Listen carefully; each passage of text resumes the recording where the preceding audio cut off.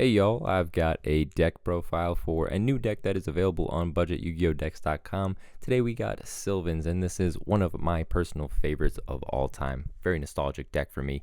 Focuses on a handful of different strategies such as graveyard effects, excavation, and just strategically placing cards on the top of your deck in order to be able to excavate them. It's also pretty easy to get into these big boss monsters, so that is a ton of fun when you're able to get these out.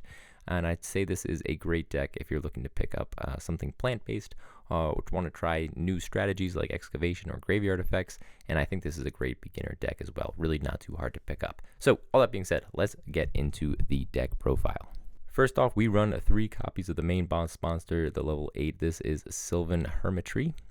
We'll also run 3 copies of the level 7. This is Sylvan Sequoia. In fact, the first time I ever saw a Sequoia tree, I thought of this card. Isn't that kind of sad? I don't know. Maybe it's not.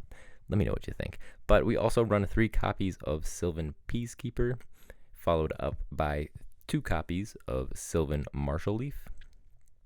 Next, we'll run 3 copies of Sylvan Kumo Shrumo and 2 copies of Sylvan Guardioch. 2 more Sylvan Princess Sprout, follow that up with 1 Sylvan Flower Knight, and then the last Sylvan monster in the deck is Sylvan Cherub Sprout. For the remainder of their monsters, we will run 2 Rose Lover, and then obviously it's not a plant deck unless we're running triple Lonefire Blossom. For these spells, we're running 3 copies of Sylvan Charity, followed up by 3 copies of Mount Sylvania, the field spell for this deck. Next up, we got triple Flourishing Frolic and also triple Miracle Fertilizer.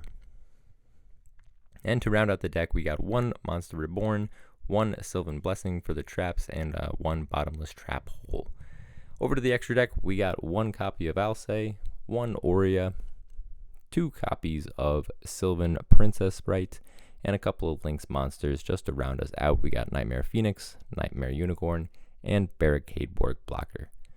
So like I said, this deck is a ton of fun, one of my personal favorites. So if you're interested, it is available at budgetyugiohdecks.com along with dozens of other decks. Thanks a ton for watching. Let me know what you think of the profile, and I'll see y'all in the next one.